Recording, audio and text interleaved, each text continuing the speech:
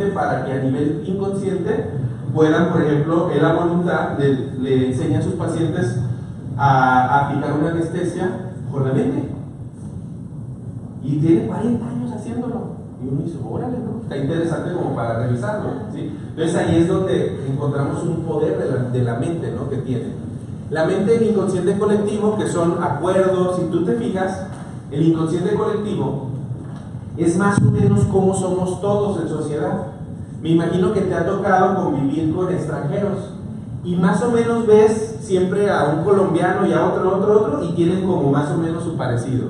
Nosotros los mexicanos también, hace poquito una chilena me contacta, vamos a ir a dar unos cursos allá por ella, que tiene a gente ahí interesada, y me dice, es que ustedes los mexicanos son súper secos. Y yo, pero no me correspondió como su así súper secos, pero con una sonrisa. Pues yo digo, me meto a Google chileno seco, que es muy bueno. Y yo, sí, así somos. Seco, sequísimos, ¿sí? Entonces, a veces ese tipo de cosas, las palabras que usamos, y no tal cual, ella tiene la creencia, es que ustedes los mexicanos son sequísimos, son muy buenos en lo que hacen. Y yo, pues sí, así somos, sí que ellos. Entonces, mira, el 95% de la mente a grandes rasgos está anclada en el pasado. Es decir, si tú, por ejemplo, si tú vas a un lugar donde no tengan nada de acceso con la tecnología, una sociedad, y tú se lo das esto, su mente, ¿qué va a pensar que es? Es más, yo estoy seguro varios de aquí que si les enseñaran una imagen de los teléfonos de antes, ¿se acuerdan? De los... ¿Y eso qué es? Y le dabas vueltas, ¿sí se acuerdan? Y con las televisiones que era, te tenías que parar, ¿sí? Eso no lo conocen, ¿no? Es un hecho histórico, me han contado, no porque yo lo me han contado, te tenías que parar y darle vuelta. Entonces preferías dejar así los comerciales. Antes, aunque no lo creían, sí veíamos comerciales. Por eso, por la hueva de pararse. Y lo sabíamos todos, ¿sí o no? O sea, todos los comerciales no lo sabíamos, ¿no? Entonces, resulta que, fíjate, si yo no tengo un significado de esto, no puedo entender qué es y estoy viendo en realidad el objeto. Pero en el momento en que me dicen qué es, dejo de ver el objeto para usarlo. No sé si me explico. O sea, no me quedo, sí, mira, no lo veo. Simplemente mi mente en el pasado lo vio, un vaso, por ejemplo, un ejemplo más sencillo, y no ves el vaso. En realidad no lo ves, ves todos los vasos que has visto en toda tu vida, ¿sí? Y le das el significado. Y luego yo te pregunto, oye, el vaso que agarraste tenía un número de serie abajo. ¿Qué número de serie tenía? ¿Qué vas a contestar? Sabe.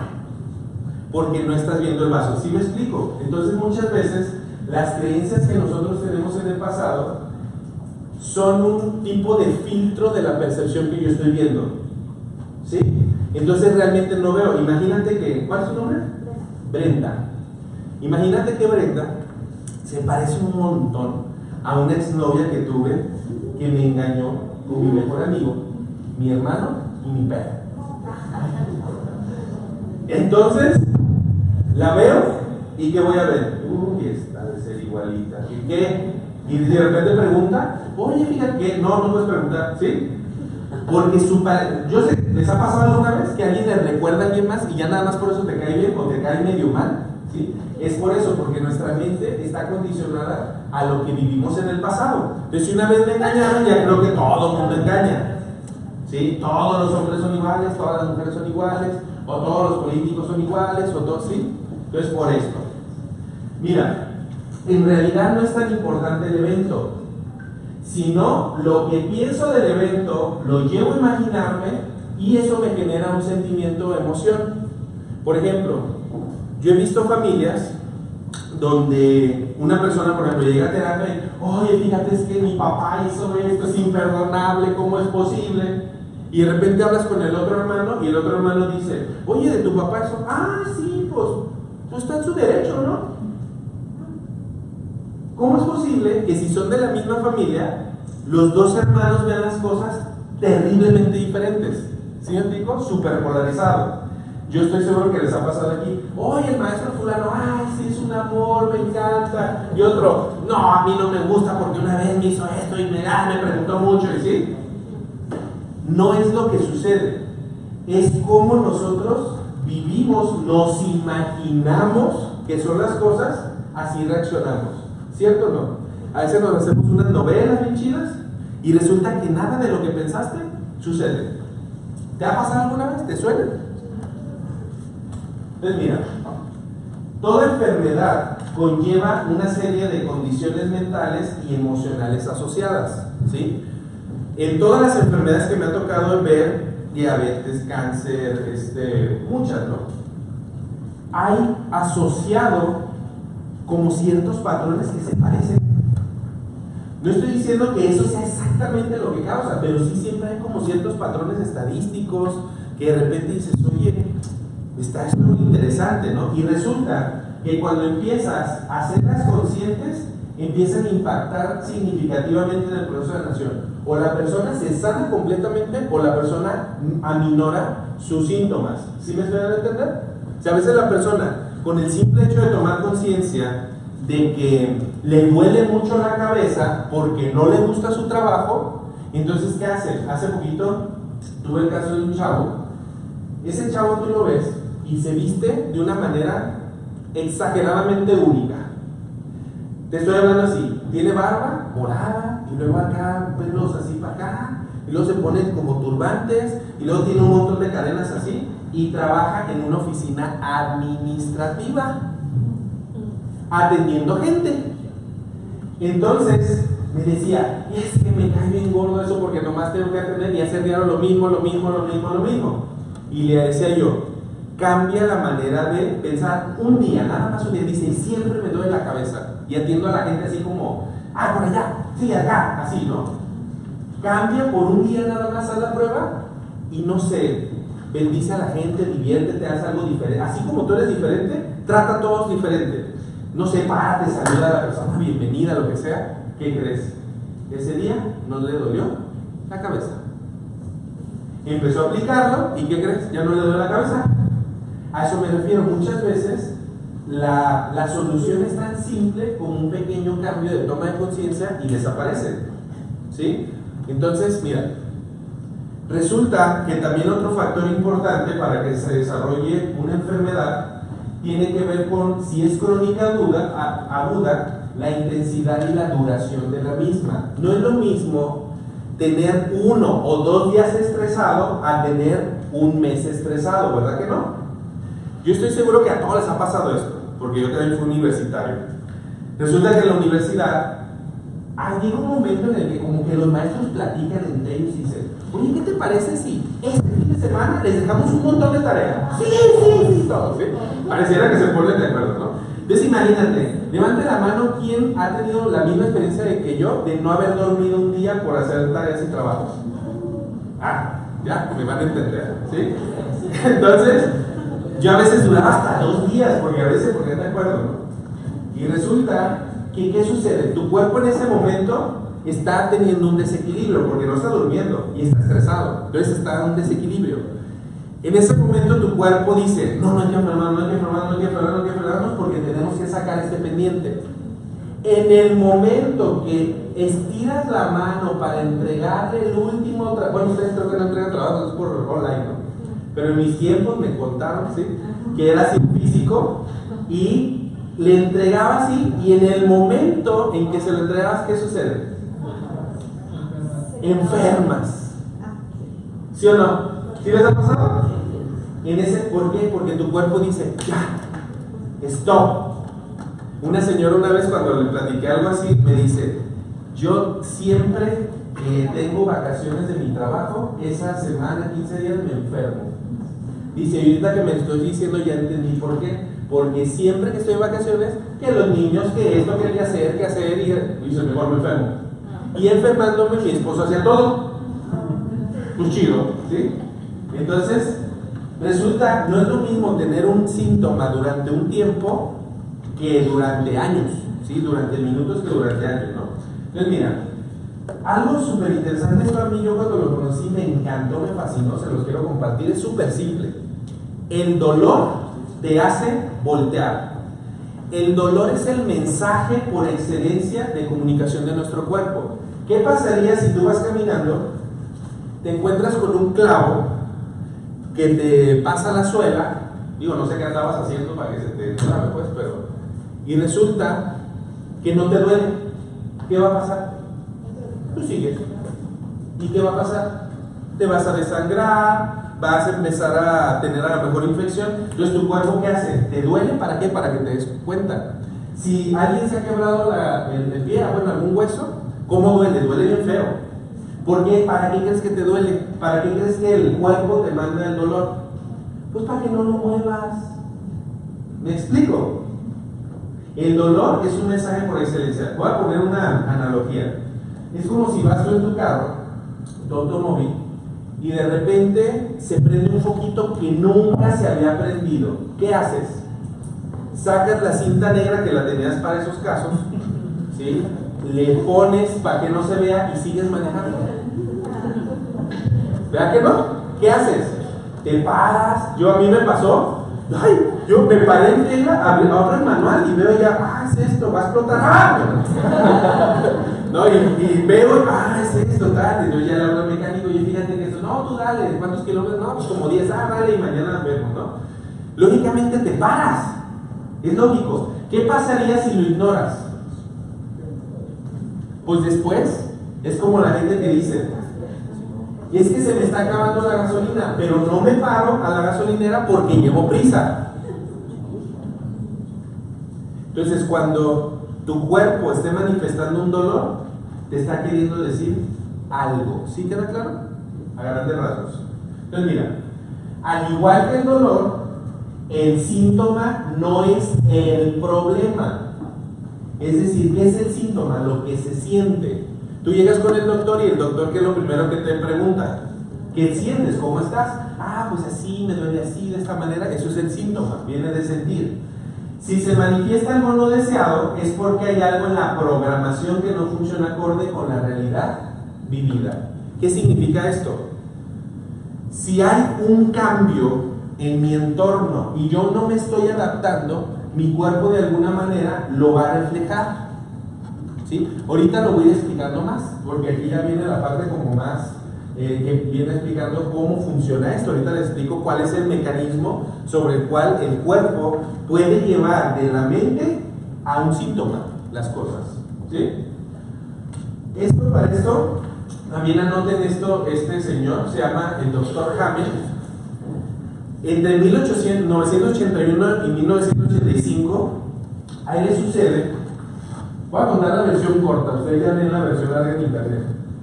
A este señor le dan 2 balazos a un hijo suyo, por cuestiones ahí, andaba, no sé, en un bote, y le dan 2 balazos y cae en terapia intensiva.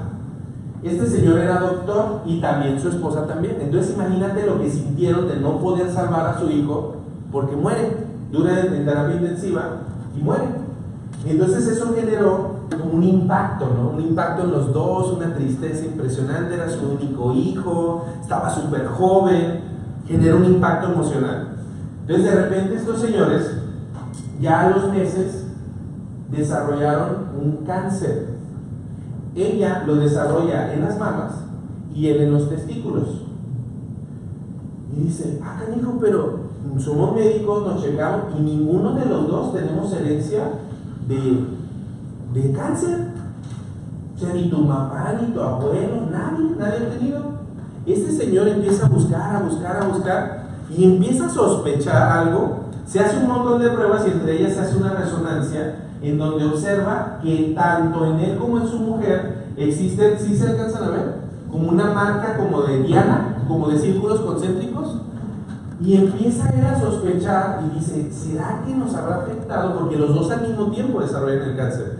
Empieza a platicar, él como doctor empieza a ver casos de personas con cáncer y le empieza a preguntar, oye, empieza a sacar estadísticas, oye, ¿tú tuviste algo de impacto? No, sí, tal día me pasó esto. Veía las resonancias y tenía el mismo foco de Hammer, le llamaron así foco de Hammer por él. Tenía lo mismo en el cerebro. Entonces empieza a ver los mismos patrones y siempre observa que el impacto emocional es entre 3 meses a 3 años y medio más o menos antes. Siempre hay un hecho muy impactante, no cosas simples, muy impactante en la vida para que se ocurra eso. Entonces él descubre unos criterios muy útiles que ayudan a que nosotros estemos más conscientes de cómo vivir más sanos, ¿sí? Que se los voy a decir.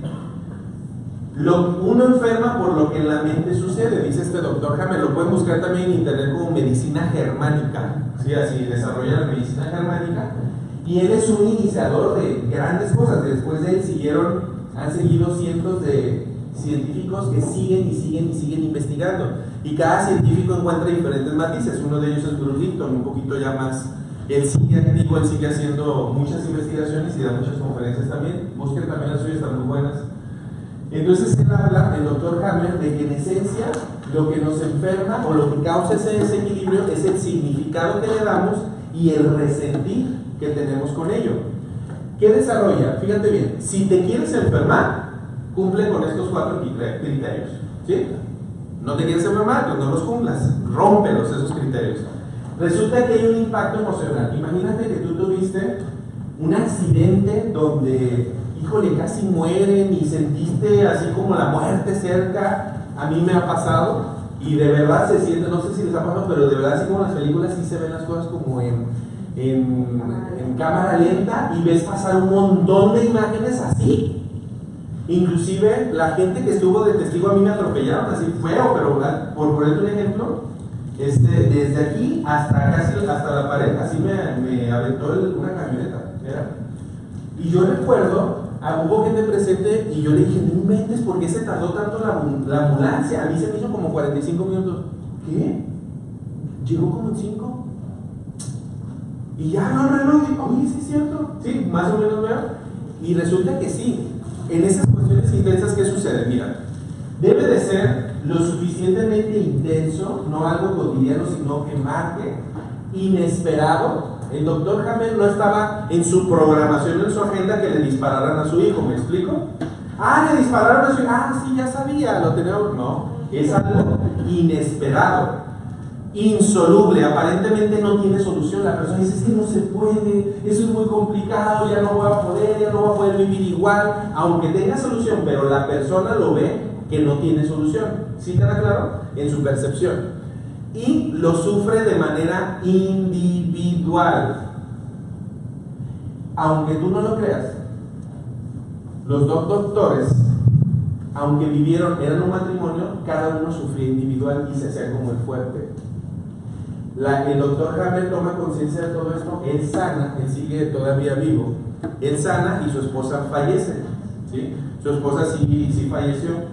Curiosamente, te voy a decir la explicación que él le da, el por qué uno en los testículos y ella en las mamas. Resulta que para la medicina germánica, las mamas, ¿para qué se usan? Para amamantar. Entonces, en el momento en que la mamá ve al niño, ¿sí? Al niño, supuesto niño, tirado ahí, ¿qué hace? Cuando los niños se enferman, no sé si sabías, pero las mamás, los bebés, tienen una secreción de leche más nutritiva. ¿Cómo se curaban en la prehistoria? Déjale, doy una, vamos a la farmacia. Lógicamente no. Entonces el cuerpo tiene unas formas de respuesta naturales. Entonces, ¿qué sucede? Ella no lo iba a amamantar, pero a nivel inconsciente, el inconsciente estaba generando más células tumorosas para generar una leche más nutritiva. No se la podía dar, pero su mente inconsciente no lo sabía. Y en el doctor, ¿por qué creen que los testículos? ¿De qué se encargan los testículos? ¿De qué? ¿De procrear? ¿De qué más? ¿Qué generan los testículos? Testosterona. ¿Y para qué sirve la testosterona?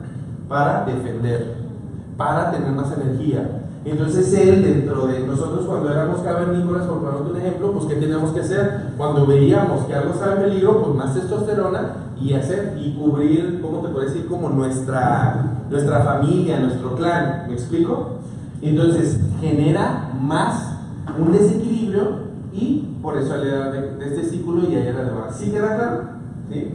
Entonces son explicaciones que les da este doctor. Entonces él dice que el síntoma se dispara con un gatillo emocional. Él descubre, esto fue un descubrimiento padrísimo, esto no te estoy hablando que es la verdad, él fue un iniciador de toda esta corriente. Hay muchos otros más que empiezan a investigar a partir de esto la relación que tienen las emociones, los pensamientos con las enfermedades. Sí, resulta que empiezan a encontrar ese tipo de detalles, ¿no? Perdón, antes de salir de esto, si tienes algo y no quieres enfermarte, o sea, algo que has sufrido muy intenso, platícalo. Pero no como chisme, con alguien que sea de tu plena confianza, ¿sí me explico? Porque si lo platicas como chisme, es como cuando, por ejemplo, ¿no? Yo veo los velorios, se murió la persona, ¿no? Y llegan y, oye, comadre, ¿qué pasó? Ay, es que me pasó esto, y luego llega otro y ¿qué hace el otro? Oye, ¿qué pasó? Y lo platica como 20 veces, ya 20 veces lo sufre, ¿sí? Entonces, en esta parte, alguien que tú consideres de tu plena confianza y decirle, oye, fíjate, ¿te acuerdas que te platiqué yo de un accidente que tuve? No inventes, me sentí horrible. Yo sentí que todo se acababa, que todo se derrumbaba, que ya no iba a vivir, que no iba a ver a mis papás, que mi hermano chiquito, ¿sí me explico? Y de esa manera sale. Muchas veces las mamás no platican, ¿sí o no? Lo que les sucede, porque pues mi hijo no me tiene que ver fuerte, ¿ya? Inclusive maestros, los que están aquí, ¿cuál es el problema de decirle a los alumnos, la neta estoy bien nervioso? ¿O no lo han estado? A veces sí te desconocimos y te das como el fuerte, no, yo sí, ¿no? Eso es genera un desequilibrio. Es mejor decir la verdad, miren, estoy bien nervioso, pero ahorita pues, me traje esta de tequila para que te hagas. No, y ahorita, pues ahí va, pero es normal. ¿Quién no se pone nervioso? Estoy seguro que si yo pongo más de alguno aquí a hablar 5 minutos, su cuerpo empieza a reaccionar como si tuvieras un león enfrente. Y la gente de aquí ni te va a comer, ni te va a gruñir, ni nada de eso. Bueno, no los conozco, pero se ven personas así como bien, ¿no? Entonces, emociones. La palabra emoción, fíjate qué curioso, viene de una raíz etimológica que se llama emotio, ¿sí? Que significa mover, es decir, las emociones te mueven. Las emociones realmente, desde un punto de vista funcional, no son malas.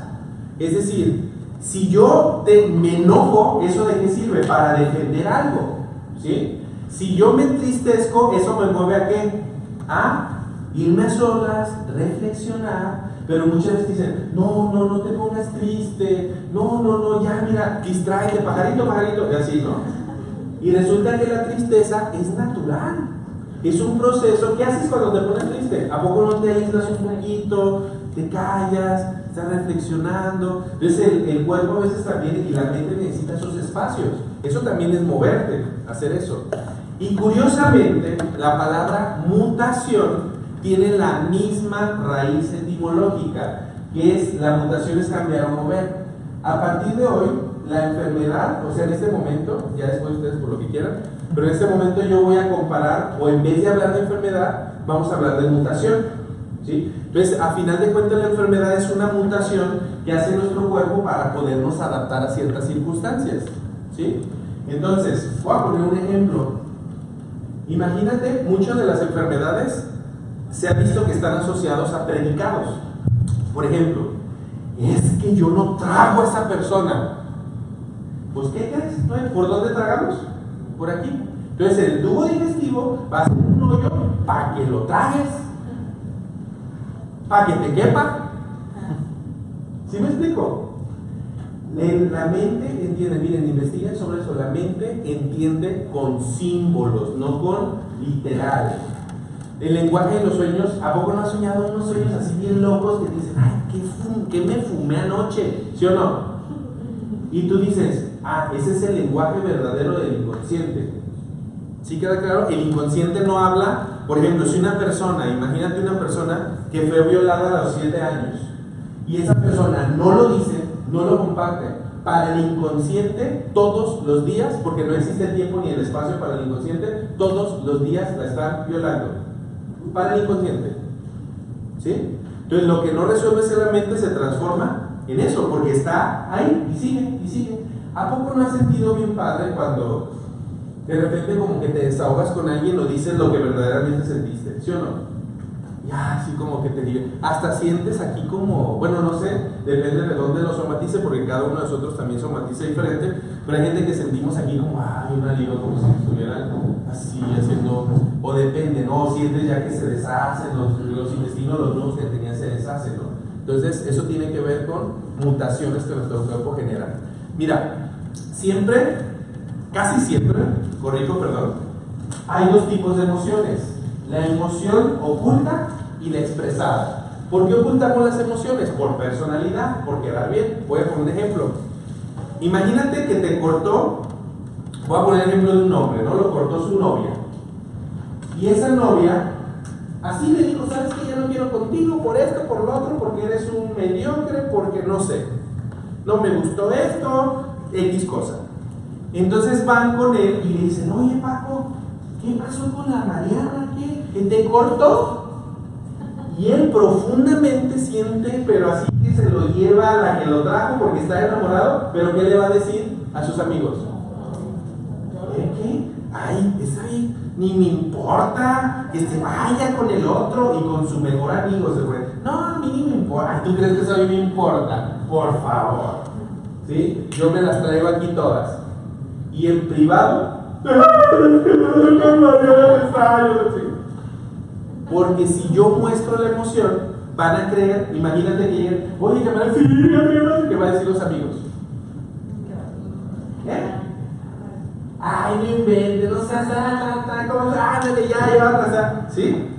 Entonces muchas veces tratamos de ocultar las emociones porque no son aceptadas, o me van a ver como débil, o me van a ver como, híjole, como yo que tengo doctorado intergaláctico, o sea, voy a estar nervioso.